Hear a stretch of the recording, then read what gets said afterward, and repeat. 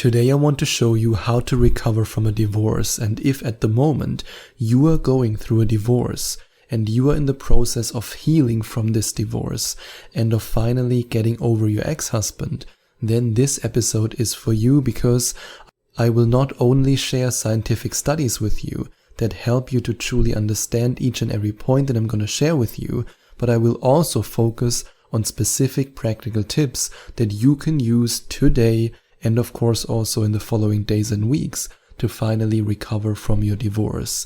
And the first tip that I want to share with you is to seek social support. Because if you go to your friends or to your family members and you talk about your feelings, you openly discuss what you're going through, this can be a huge advantage when it comes to you getting over your divorce. However, I have to put a strong disclaimer here. This is not true for all family members. And it's also not true for all of your friends. Or maybe it is. I mean, I'm just speaking from my experience here as a coach.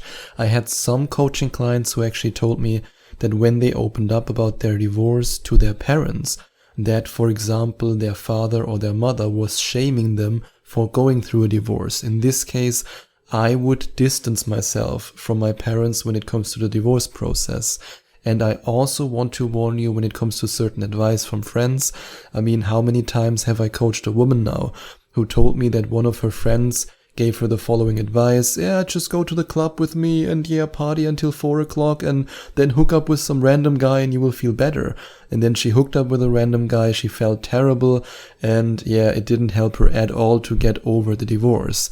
That's the same advice that sometimes men get when it comes to a breakup, and their best friend just says, oh, sleep with a bunch of women, haha, and you will get over the breakup. No, it won't work. It doesn't work for men and it doesn't work for women. In fact, for both men and for women, I believe, and my coaching experience tells me that it's true, that this is the worst advice you could possibly follow.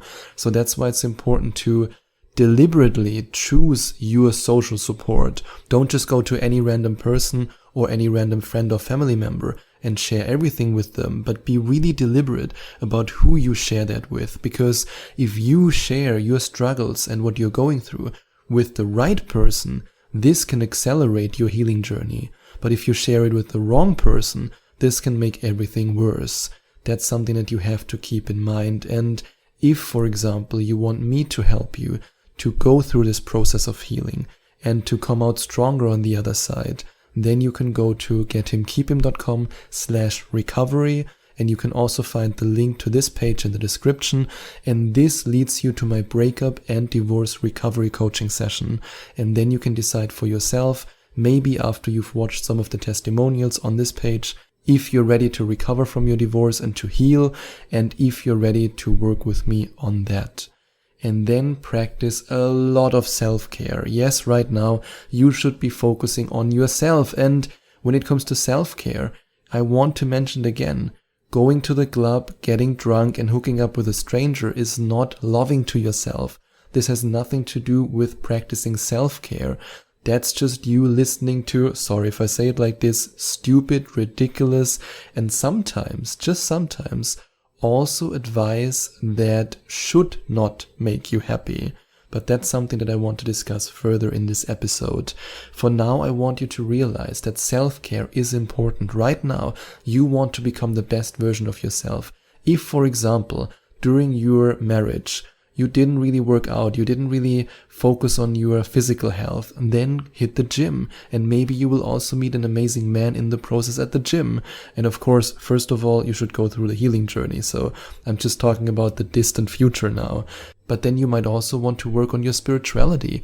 I mean, I'm a big believer in spirituality. I meditate daily.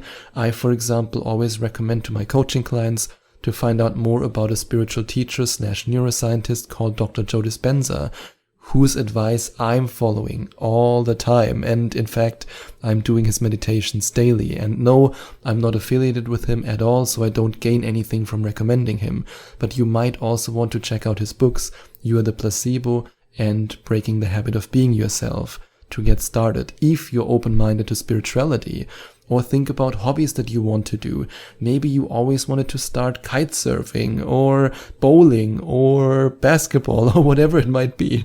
Think about something that you want to start, that you want to practice, or you just want to tip your toes in it to see if you enjoy it. Because right now it's all about your emotional well-being, and it's about you, through self-care, overcoming this feeling of resentment, of hopelessness, of helplessness that you might in this moment still feel because of your divorce.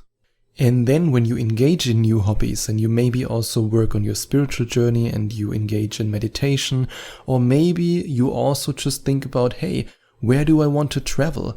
Which country did I always wanted to visit, but I never had the chance to visit this country because I was trapped in this marriage?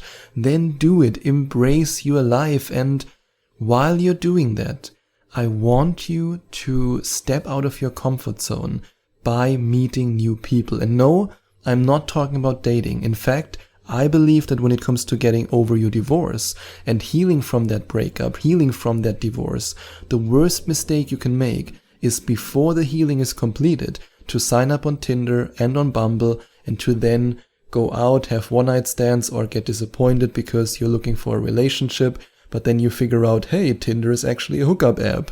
This is something that I do not want you to do, because I had a lot of coaching clients who've done that before they started working with me, and it made things even worse. It messed up their emotional life even more.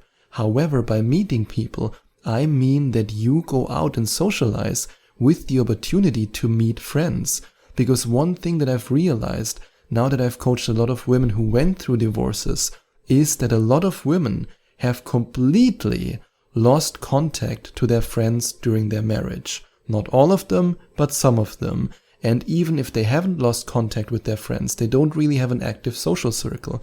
A lot of them just have a social circle that consists of other women who are also married, and now that they are no longer married, they sometimes, and this is something that you might experience, they sometimes get pushed out of this social circle. Why? Well, that's a very uncomfortable subject, but that's what I mentioned in the beginning, where I said not everybody has your best interest in mind, so be careful whose advice you take. Sometimes, in fact, I've experienced it now with quite a lot of my coaching clients, sometimes their social circles of these married women break away, because now that you are single, you are seen as a potential threat. Because maybe, just maybe, a lot of your friends, or some of your friends who are also married, are not particularly happy in their marriages, and they know that their husbands are not particularly happy in their marriages. What then happens is that maybe, just maybe, even if it's just in their minds, that their husbands are checking you out and thinking, oh, she's single, oh, she looks beautiful, oh, she went to the gym, oh, she changed something about her style, whoa, her makeup looks better than before. And now you are officially a threat. And this is something that was for me really interesting as a coach, now that I experienced that with multiple clients, to see how that plays out in the field, that sometimes you get pushed out of that social circle of married women because now you are single. And a lot of my clients, they didn't really understand why. They couldn't fathom what is happening in this moment. But well, what's happening is that you are a threat to married women who know that their husbands are not happy in their marriages, even though you would never touch these men, and even though these men maybe would never make a move on you. It's just in the minds of these married women. That's just something that I want you to stay aware of in this process. However, even if you don't get pushed out of that social circle, it is always a good idea to expand your social circle, to meet new women, to go to meetups, to go to Facebook and to look for local groups where people meet up, or maybe also just women's groups where women meet up. And in the same way as I always say it with men's groups, there are toxic men's groups and there are good men's groups, in the same way as there are toxic women's groups and there are good women's groups. So if you, for example, join a group of women and all they do is to complain and to bash men and to be in this really negative energy, then you don't want to use that for your healing journey, because this could actually sabotage it. But if you're in a group of women who are life-affirming, who do everything to raise their vibration, who encourage each other, then do it, and then that's the right group for you. And then during this process, no matter if you join such a group or if you do it alone, or if you, for example, do it during a coaching journey with me, focus on your personal growth. Because if you focus on your personal growth, you are embracing opportunities. In fact, in the first place, you're embracing the opportunity for personal growth. But because you then focus on your personal growth, you will open the doors to so many opportunities.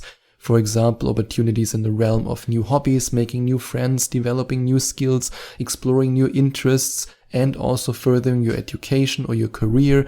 This can help you to not only recover from your divorce, but to then realize through this process of self-care and personal growth that your divorce has been the greatest opportunity and the greatest blessing that you could have possibly imagined. And I know right now you might cringe and you might get sad when I say this, but I've experienced it with so many coaching clients who told me in the beginning that their life is over and they will never be happy again.